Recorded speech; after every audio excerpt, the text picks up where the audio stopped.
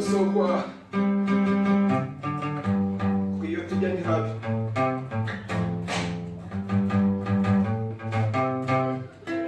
Iyi minsi ndayiyongeza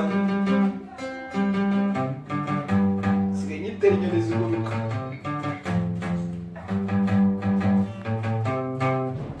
None nanze ninyigabije yanyiganze yo gapfusha. Kirere kibondo cyanjye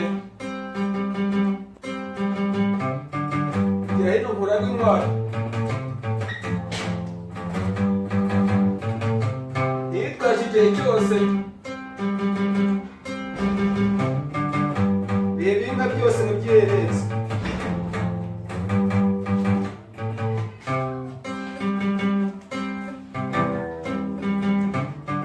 Uyitwaje agira kuneshwa, utayitwaje agira kuramba.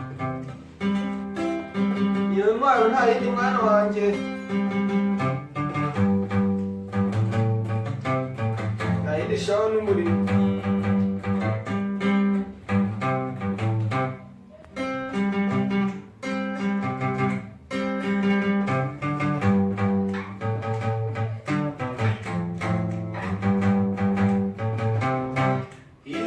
Maze kukurambira kukibona nacyo ikimari imikaka y'iminsi irarimba.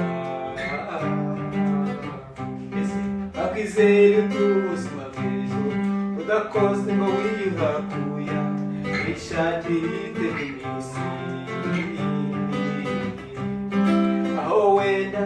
aho wenda kibondo cyanjye, aho wenda ntuzibuka yuko munga w'imisaro.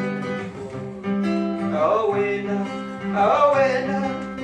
wenda nutugerambe, aho wenda utunganye, aho wenda ntuzagiruka. Niyo mpamvu itumye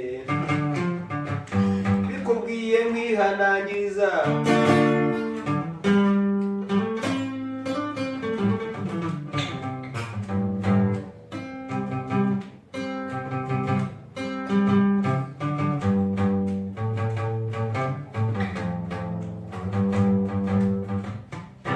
Ntugahabwe n'ibyo hanze ibi biza mwana bagenzi, uri kwitwara umutima wawe uri kwibagiza umurimo.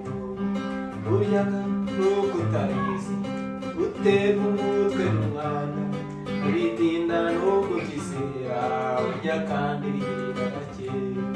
Aho wenda kibondo cyanjye, aho wenda ntuzibuka yuko munga w'imisaro. Aho wenda kibondo cyanjye, aho wenda utunganye, aho wenda ntuzagikunda. Niyo mpamvu itumye bikubwiye nkwihanangiriza.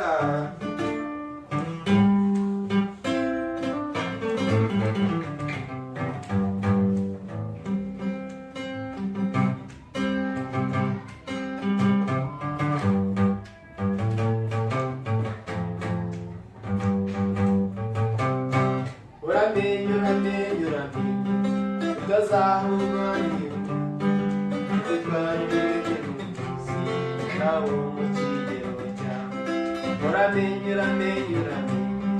utazatwarwa n'ijyana gifite umupaka nawo mu kigero cyawe.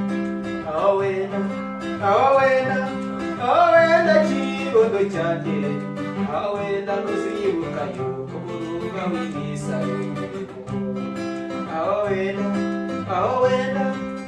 wenda kibondo cyanjye, aho wenda utunganye, aho wenda ntuzagiruka. Aho wenda kibondo cyanjye, aho wenda ntuzibuka yuko munga w'imisaro. Aho wenda kibondo cyanjye.